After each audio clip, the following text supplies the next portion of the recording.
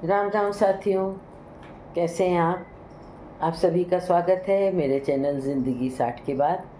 और आज बात करते हैं कि अक्सर आपने लोगों को कहते सुना होगा कि क्या करें, मेरी तो किस्मत ही खराब है। तो किस्मत नहीं खराब होती है, हम उसको अपने हाथ से खराब कर देते हैं। क्योंकि आप जो बोलोगे वो आसपास आपके ऑरा बनेगा और वही आपको प्राप्त होगा। तो हमेशा आप अच्छा बोलें, अच्छा सोचें और अच्छा होगा ही होगा। क्योंकि जीवन मिला है, सुख दुख दोनों होगा। लेकिन आप दुख को भी अगर हर समय गिनते रहेंगे, दूसरे का सुख और अपना दुख अगर आप काउंट करेंगे तो आप हमेशा परेशान होंगे। क्योंकि सुख दुख दोनों अपने पास रहता है और सबके पास रहता है। दूसरे की थाली में घी ज़्यादा हमेशा दिखता है, पड़ोस के घर में लगता है कि ज़्यादा सब चीज़ अच्छी है। क्योंकि आप उनके घर के अंदर का हाल नहीं जानते हैं। और ये अच्छी बात है कि हमारे यहाँ अगर कोई परेशानी हो तो हम क्यों दिखाएं किसी को। तो कुछ चीज़ें ऐसी हैं जिनको आप अगर अपनाएंगे तो आपको उसके बदले क्या प्राप्त होगा, ये सोचने और देखने की बात है। तो आप अपनी हरकतों से, अपनी सोच से, अपनी बातों से घर में तनाव पैदा कर सकते हैं। और आप ये सोचिए, तनाव तो आपकी बात से पैदा होगा, घर का वातावरण खराब होगा ही होगा और आपको ब्लड प्रेशर की प्रॉब्लम हो जाएगी। क्योंकि आपने तो जो तनाव किया, एक बार आप बोल के वहाँ से हट गए।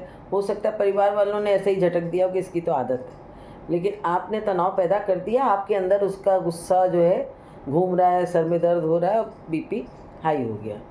तो आपने किसका नुकसान किया? अपना ही तो किया। तो जब भी आप तनाव करेंगे आपको ब्लड प्रेशर की प्रॉब्लम होगी ही होगी। और इसी तरह से तनाव जब आप करेंगे तो आप गुस्से में आएंगे, गुस्सा होगा तो सर दर्द होगा, उसमें भी आपका ही नुकसान है। इसी तरह एक भावना होती है ईर्ष्या की। जब आपको दूसरे के घर में ज़्यादा सुख शांति दिखेगी, ज़्यादा सुख सुविधा दिखाई देगी, सब चीज़ अच्छी दिखाई देगी, तो आप में जलन की भावना आएगी, ईर्ष्या की भावना आएगी। और ये भी आपकी तबीयत खराब करने का एक बहुत बड़ा कारण होगा। आपके पास जो अच्छा है वो आपको नहीं दिखेगा। और ये सारी चीज़ें जो होती मिलके एसिडिटी की प्रॉब्लम भी पैदा करती है। उससे 10 समस्याएं और अलग से पैदा होती हैं। और जब ये सारी चीज़ें आ जाती हैं तो मन में एक नफ़रत का भाव भी आता है। तो ये नहीं है कि आज खाली बुराई की बात हो रही है, अच्छाई की भी बात हो रही है कि जब आप ये नहीं करेंगे तो सब अच्छा ही अच्छा होगा। नफ़रत करेंगे तो अंदर जो एसिडिटी फॉर्म होती है उससे बाद में वो बढ़ते बढ़ते अल्सर का रूप ले लेती है। और ये सब चीज़ें मेडिकली प्रूव है।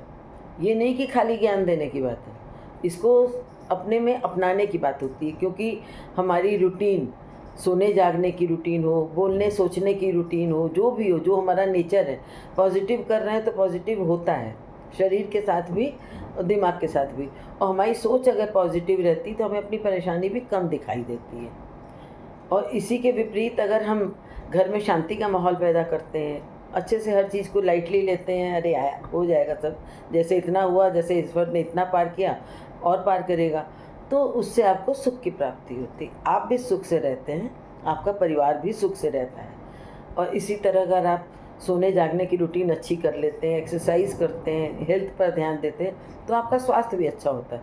न बीपी की प्रॉब्लम होगी, न एसिडिटी की प्रॉब्लम होगी, क्योंकि सोने जागने और खाने पीने की रूटीन आपने बैलेंस करके रखी है। तो इन चीज़ों पर ध्यान दें।